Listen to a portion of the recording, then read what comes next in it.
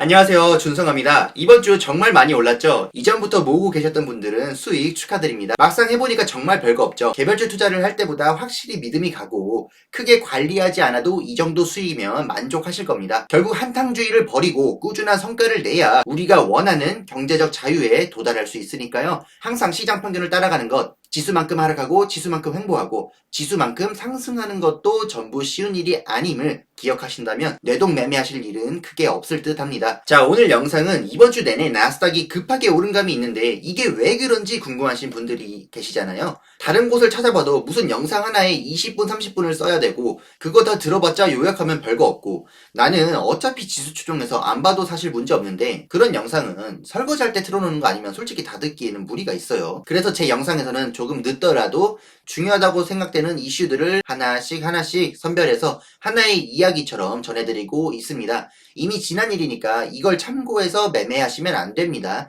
저는 매매를 애초에 권장하지 않아요. 주식시장이 어떻게 돌아가고 있는지 짧게 알고 간다. 그 정도로만 생각해 주시면 될 것 같습니다. 그리고 하락을 참는 것도 어렵지만 상승을 참는 것도 쉬운 게 아니기 때문에 그 이유가 궁금하신 분들이 분명 있을 겁니다. 그래서 오늘 영상 시청해 주시면 도움이 될 것 같습니다. 자, 첫 번째 이슈는 연준 내에서 인플레이션을 두고 다양한 의견이 갈리고 있다는 겁니다. 인플레이션이 높기는 한데 이게 2022년까지 지속될지 여부가 관건이라고 하네요. 이미 사람들은 FOMC를 통해 금리 인상이 2023년 이전에 이루어질 것으로 생각하고 있습니다. 이게 적중할지는 모르지만 명백한 것은 금리 인상보다 테이퍼링이 우선이라는 겁니다. 파월 연준 의장 역시 최근 물가 상승세가 예상보다 크지만 잦아들 전망이라고 재확인했습니다. 미국은 1970년대에 원유 가격이 급등하면서 인플레이션을 겪었는데요. 이 부담으로 경제 침체가 왔고 실업률이 증가한 경험이 있습니다. 이런 게 재현될 가능성이 매우 낮다면서 선제적인 금리 인상은 하지 않을 것이라고 강조했죠. 긴축적인 조치를 지레 겁먹고 미리 하지는 않겠다. 이미 일어난 결과를 보고 나서 판단하겠다는 소리죠. 금리 인상이 언제인지는 특정할 수 없더라도 예상 범위 내에서 최대한 뒤쪽에 위치하고 있다. 그렇게 생각할 수 있겠습니다. 한편 뉴욕 연은 총재는 경제 재개에 따른 단기적 불균형이 사라지면 물가 상승은 안정될 것이라고 봤습니다. 물가가 상승은 하지만 상승폭이 계속 치솟지는 않을 거라는 거죠. 저도 단기적 불균형 때문이라는 것은 동의를 합니다. 코로나 때문에 수요가 줄었잖아요. 공장들이 문을 닫고 공급을 줄였습니다. 그런데 이걸 다시 늘리려고 해도 급격하게 할 수는 없어요. 물건을 찍어냈는데 안 팔려서 재고를 떠안게 되면 망하잖아요.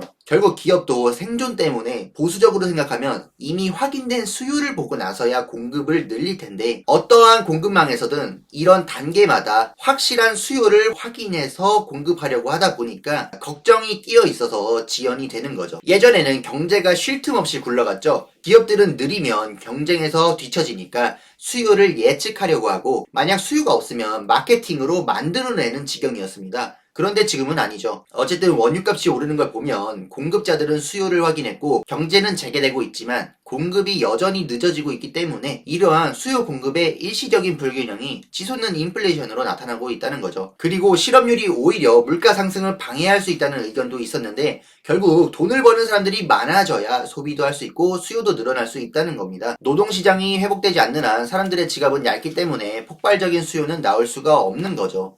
그래서 우려할 만한 물가 상승은 지속될 수 없다고 보는 것 같습니다. 애초에 물가 상승은 수요가 공급보다 많을 때 나타나니까요. 그런데 뱅크 오브 아메리카에서는 유가가 100불로 급등할 수 있다고 경고했습니다. 주요 기관 중에 가장 강력한 전망인데요. 경제 회복이 연료 소비를 부추기는 반면 신규 시설 투자는 코로나 같은 환경적인 부분에 대한 우려로 인해 압박을 받으면서 수요가 공급을 초과하는 상황이 계속될 전망이라고 본 겁니다. 공급을 기다리는 억눌린 수요가 많은 거죠. 이러한 공급 부족을 공급자가 무시하고 지나갈 수는 없겠죠. 러시아는 오펙 회의에서 증산 제한을 고려하고 있다고 합니다. 공급 부족이 중기적으로 지속될 거라고 예상한다는 거고 이렇게 증산을 제한하게 되면 다시 한번 사우디와 대립할 가능성이 있다고 하네요. 2020년 3월에 의견 충돌로 마이너스 유가까지 보게 됐는데 공급자들끼리 합의점을 찾거나 치열한 경쟁이 인플레 완화에 기여한다면 좋겠네요.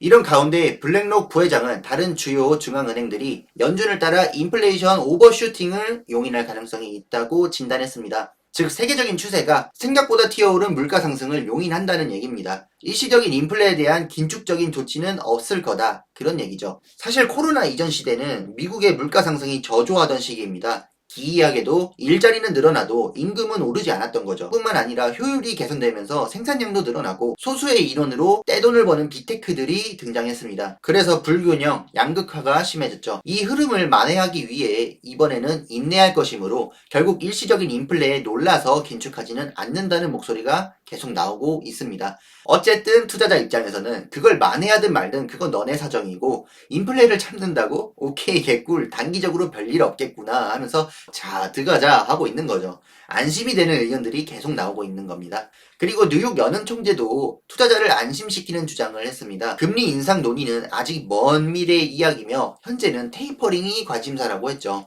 이런 테이퍼링을 두고 클리블랜드의 연은 총재는 테이퍼링 결정에 앞서 몇 개월 더 고용 증가가 필요하다고 주장했습니다. 미국 경제가 총생산에서는 팬데믹 이전 수준을 이미 회복한 것처럼 보이더라도 노동시장은 여전히 치유되지 않았기 때문이죠. 그렇긴 하지만 댈러스의 연은 총재는 미국 경제가 생각보다 일찍 테이퍼링 조건에 부합할 가능성이 있다고 했습니다. 여기서 조건이라는 것은 당연히 클리블랜드의 연은 총재가 말한 것처럼 고용을 가리키는 것이고 우리는 이런 주장들을 통해 미국의 고용 개선이 느려서 테이퍼링을 기다리는 것은 아니고 단지 그들이 생각하는 적정 수준에 오르지 않았기 때문에 기다릴 뿐이다라는 느낌을 받는 거죠. 그래서 테이퍼링 시기를 예상하기보다 언제든지 테이퍼링이 시작될 수 있다는 생각을 갖고 있는 게 좋겠고 그렇다고 이걸 대응할 필요까지는 없을 것 같습니다. 스위스의 UBS 금융그룹에 따르면 연간 1.4조 규모의 양적 완화를 멈추면 그러니까 테이퍼링이 시작되면 S&P 500이 마이너스 3%가량 하락할 거라고 전망했습니다. 개인적인 의견이지만 하락폭은 낮아 보입니다. 연준은 당장 테이퍼링을 하지 않습니다. 왜냐하면 고용을 더 지켜봐야 되니까요. 거기서 확실한 진전, 고용이 개선되고 있다는 걸 확인하려면 최소 몇 개월은 있어야 됩니다. 그 시간 동안 주식시장이 정체되지 않는다면 테이퍼링 시점에 하락을 해도 지금 지수, 주가보다 높지 않을까 생각을 해봅니다. 이제는 유동성 긴급 투입이라는 조치가 필요 없을 정도로 상황이 좋아졌다는 신호가 나오고 있음을 볼 때 장기적인 관점으로 매수를 한다면 여전히 그린라이트라고 봅니다. 미국 기업들의 회복과 성장에 대한 의심의 목소리는 나오고 있지 않기 때문이죠. 오늘 영상은 여기까지고요. 주말을 마무리하면서 저번 주에 어떤 일이 있었길래 이렇게 주식시장이 올랐는지 궁금하신 분들이 많을 것 같아서 브리핑 해드렸습니다. 확실히 불확실성이 줄어든 것 같아요. 금리 인상은 나중 일이고 테이퍼링이 먼저인데 그것도 아직 고용을 지켜보고 한다니 시간적 여유가 있는 것처럼 보이는 거죠. 망설이던 투자자들이 매수를 했다고 생각합니다. 만약에 금리 인상까지 지수가 정체되어 있지 않다면 그러니까 우상향을 하고 있다면 현금 관망해봤자 테이퍼링하고 하락한 지수가 지금보다 낮을 것이라는 보장이 없기 때문이죠. 아마도 이전부터 계속 투자했던 사람들은 테이퍼링을 해도 충격이 별로 크지 않을 겁니다. 그래서 6월이 신고점을 뚫고 있음에도 긴축 정책들의 예상 시기를 고려하면 오히려 안심하고 매수할 수 있는 몇 안 되는 시기가 아닌가 생각을 해봅니다. 그렇다고 몰빵을 권장하는 건 아닙니다. 항상 어디서 20-30분씩 시황 얘기를 다 들어줄 수 없는 분들을 위해서 뒤늦게나마 요약 정리를 해드리고 있기 때문에 감안해서 봐주셨으면 좋겠습니다. 오늘도 끝까지 시청해주셔서 감사합니다.